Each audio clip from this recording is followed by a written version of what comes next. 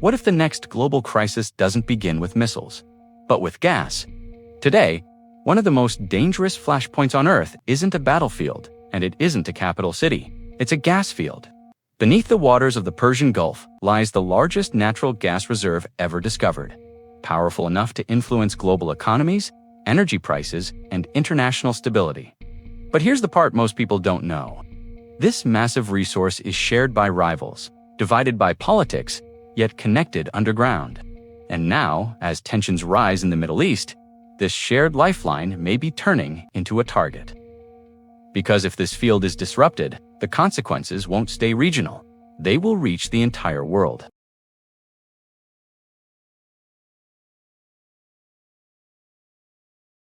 For decades, the waters of the Persian Gulf have been tense, but recently, something changed. Explosions near energy infrastructure sent shockwaves far beyond the Middle East. Reports emerged that facilities connected to Iran's massive South Pars gas field were threatened amid rising regional tensions. Unlike past conflicts focused on military bases, this time the spotlight shifted toward something far more critical. Energy itself. South Pars is not just another industrial site. It powers homes, fuels industries, and sustains millions of lives inside Iran. Nearly all of the country's domestic gas supply depends on this single field. Any disruption here doesn't just weaken defenses, it risks shutting down an entire economy. As tensions between Iran, Israel, and regional allies intensified, analysts began warning of a dangerous escalation. Targeting energy infrastructure crosses an invisible line. It transforms conflict from regional confrontation into global risk. Because energy does not stay local. Gas from this region stabilizes international markets. Traders in Europe watch it. Factories in Asia depend on price stability linked to it. Even countries thousands of miles away feel the ripple effects. Suddenly, the question was no longer about missiles or borders. It became about survival, economic survival. If South Pars were ever seriously damaged, the consequences would spread instantly across global markets, raising energy prices and increasing political pressure worldwide. And yet, the most surprising truth about this gas field is not its size, it's who shares it. Because beneath the waters lies a geological reality that ignores politics. Entirely one that connects rivals whether they like it or not. Before we continue, think about this. If energy infrastructure becomes a battlefield, should it be considered an act of war against the entire world economy? Let me know what you think as we uncover the history behind this hidden connection.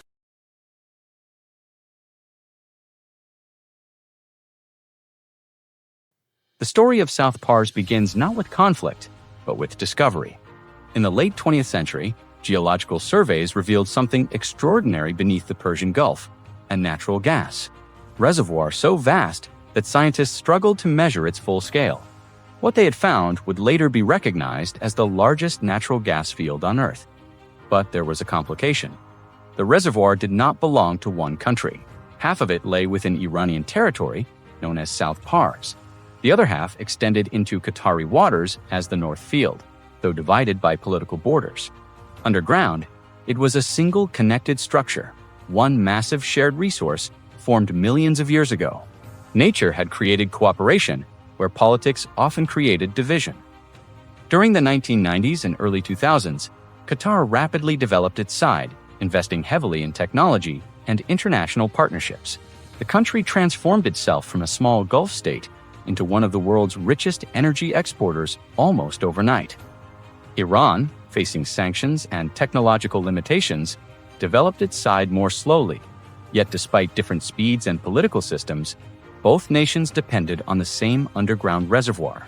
Every well drilled on one side affected pressure and production on the other. It was an unusual reality to sovereign nations competing economically while silently sharing the same natural engine beneath the sea. Unlike oil fields separated by borders, this reservoir forced an unspoken relationship. Neither country could fully control it alone, and over time, South Pars became more than an energy project. It became proof that geography can override rivalry, binding nations together through resources they cannot divide. But the deeper irony was still to come. Because the gas field would eventually connect not just neighbors, but enemies. And this is where the story becomes even stranger. Because the countries competing above the surface are economically connected below it. In ways most people never realize.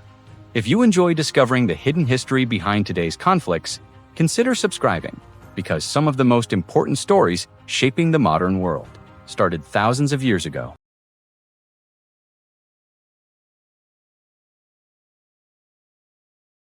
At first glance, global geopolitics appears divided into clear alliances and rivalries.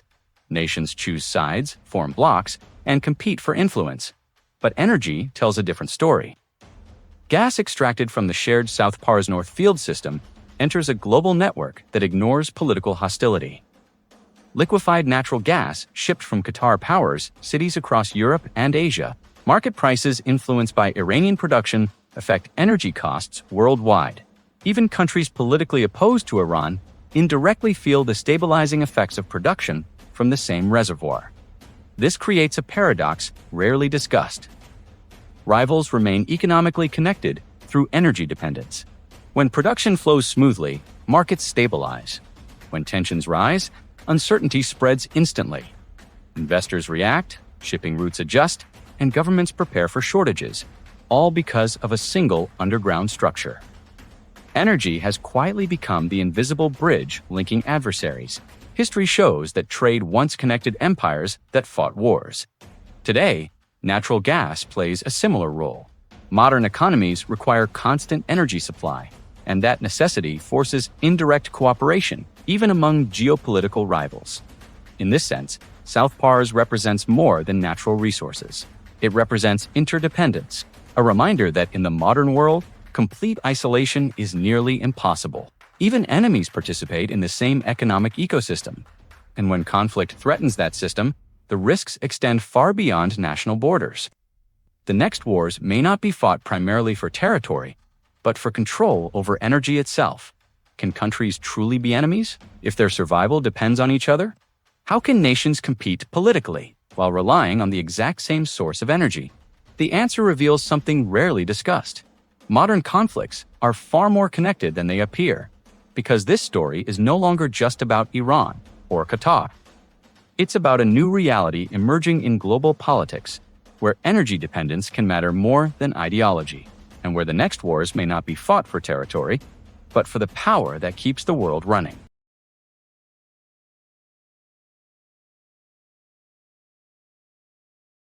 For most of modern history, oil defined geopolitical power, but natural gas now plays an equally strategic role, especially in electricity generation and industrial production. It is cleaner than coal, widely traded, and deeply embedded in national energy systems. South Pars and the North Field together represent one of the largest concentrations of natural gas on the planet. That makes them more than economic assets. They are strategic anchors. When energy infrastructure becomes a target, or even a perceived target, the definition of warfare shifts. Modern conflict increasingly targets systems rather than soldiers. Power grids, pipelines, ports, refineries, gas terminals. Disrupting these systems can create pressure without crossing conventional red lines. It can weaken an economy without deploying massive armies. This is the emerging pattern of 21st century conflict. Energy wars are not always declared. Sometimes they unfold through cyber attacks, sabotage, market manipulation, or limited strikes designed to send a message. And because energy underpins everything, transportation, manufacturing, digital infrastructure, its vulnerability multiplies risk. South Pars symbolizes this transition. A single reservoir beneath the Gulf connects rivals, partners, and distant economies in ways that traditional maps cannot show. The irony is clear. The world's largest gas field is shared by countries navigating complex regional politics. And now, in a time of rising tension, it stands at the center of a new kind of strategic calculation. The question is no longer simply who controls territory. The question is who can protect or threaten the systems that power modern civilization. Because in the 21st century, the battlefield is not only land or sea, it is energy. History shows us something surprising. Sometimes rivals are connected in ways they cannot escape, and sometimes the most powerful battlegrounds are the ones hidden beneath the surface. If this story changed how you see modern conflicts, tell me in the comments. Should energy infrastructure ever become a military target? And if you want more untold connections between history and today's world, Subscribe for the next story, because the past is still shaping the future. Right now,